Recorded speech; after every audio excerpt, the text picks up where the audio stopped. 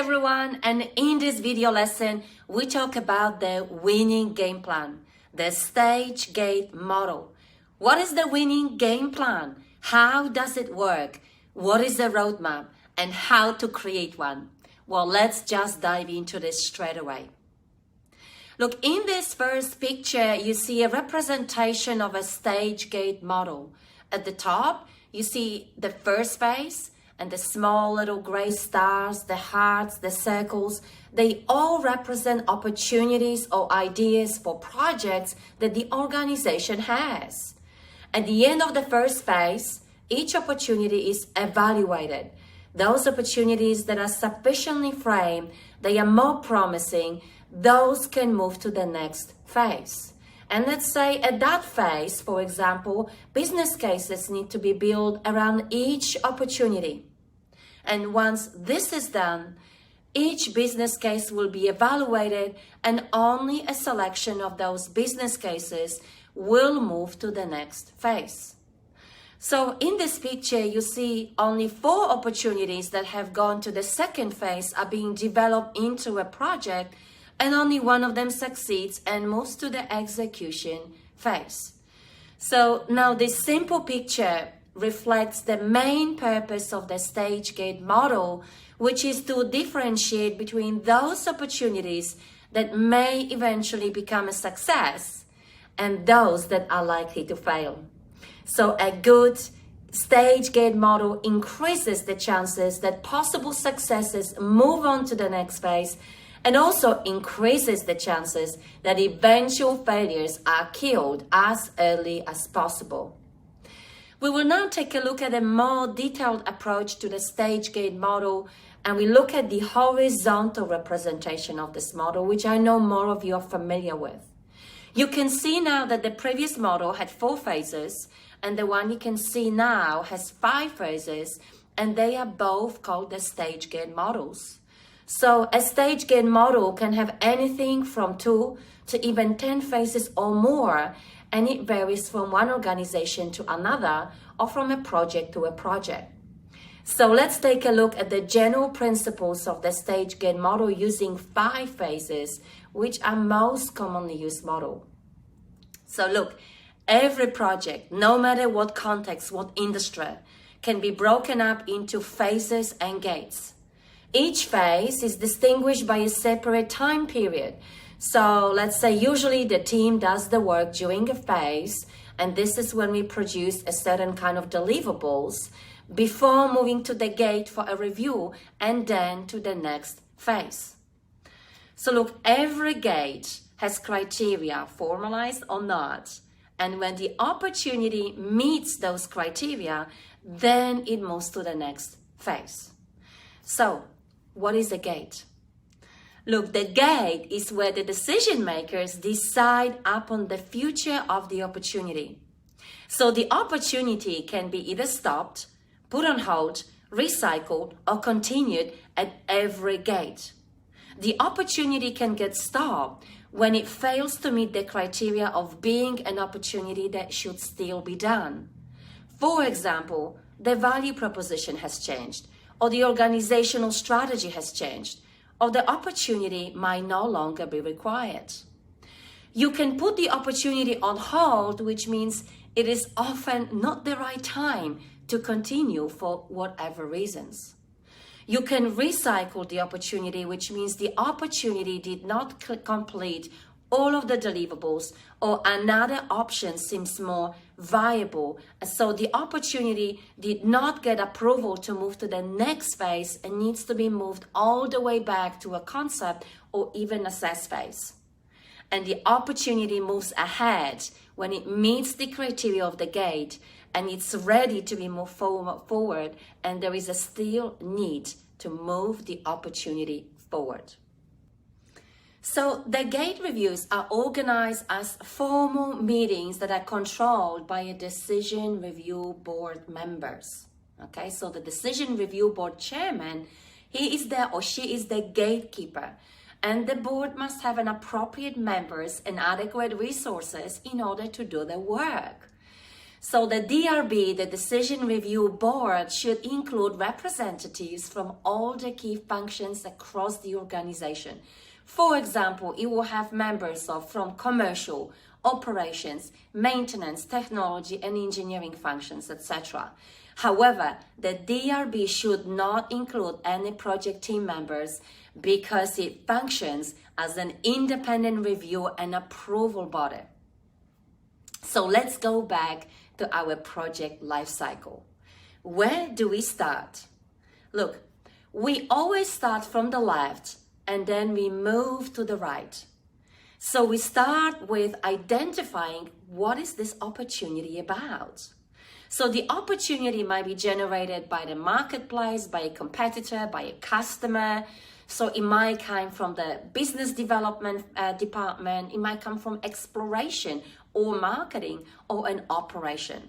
For example, a new technology found that might work with a certain market, or a new exploration discovery, or a brownfield modification such as an expansion of existing facilities. Look, a good opportunity can make or break a project or even a company. So this is the very first step to initiating the stage gate model. Therefore, there is a strong need for a large number of good opportunities and ideas to come through. And after that initial screening of the opportunity moves to the first phase, the assess phase. So the assess phase is all about identifying and assessing the opportunity by clearly framing the opportunity and ensuring alignment with business objectives. The second phase, the concept phase, this is where we generate and evaluate a wide range of creative and doable alternatives, solutions, and then we select one concept to move forward. The third phase, develop phase, this is where we develop that concept that we selected and we prepare for project execution. So in this third phase we often call the front-end engineering and design. And this phase is all about really consolidation, updating cost and schedule, obtaining the funding, the approvals, and really preparation for the project execution. So the third phase is when the development becomes a project. And we often have an organizational handover from the development team to a project team, and we use here strictly project management practices to develop and then execute the opportunity. The fourth phase is called the execute phase. And this is when we execute the project in accordance with the project execution plan and other commitments.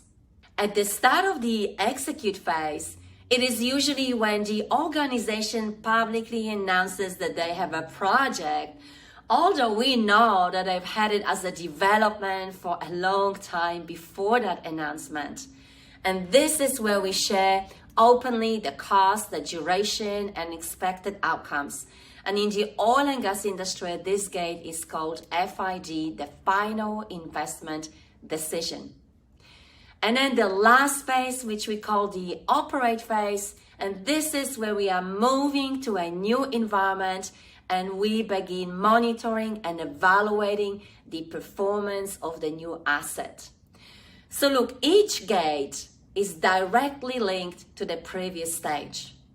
There are many questions that the Decision Review Board members will ask at each gate, but fundamentally, each gate has a very specific purpose. So look, the purpose of a gate 1 is to decide or agree to what is the value proposition of what we're trying to achieve, as we want to justify the decision to progress with this idea to the next phase. The purpose of the gate 2 is to decide whether all feasible concepts have been identified and the best concept selected and sufficiently developed. At gate 3, we need to decide if there is a confidence that the promised project outcomes will be achieved. And then after execute at gate 4, are we ready to start up and move to a new environment. And then gate 5, the post-investment review, which usually takes place 12 months from the handover to operation. We're looking at, have we achieved what we say we're going to achieve? So look, this was an overview of the stage-gated process and how this process works. Let's now look at the roadmap. What is a roadmap? How could we create one for your opportunity? Look, a roadmap is a clear path that shows you how your opportunity can be realized. How many milestones would you need? Who are the decision makers for each of the milestones? What are the main deliverables for each phase? What are the main activities, assurance reviews, and what about the timeline? So look, it works in a sequence. For example, at the start of the assess phase, we get together with your team and discuss what your opportunity is about. What are you trying to achieve? We conduct a framing exercise, and then we draw the roadmap for the entire opportunity that shows you how many phases and gates will you have, when those gates are likely to occur, and again, who are the decision makers, etc., etc. And then, based on what is your next gate, what is your next milestone, you define what work needs to be done to get there. Okay, so it's a bit like reverse engineering. And by work, I mean deliverables, activities, and assurance reviews. So let's have that scenario. For example, your opportunity is to buy a new car.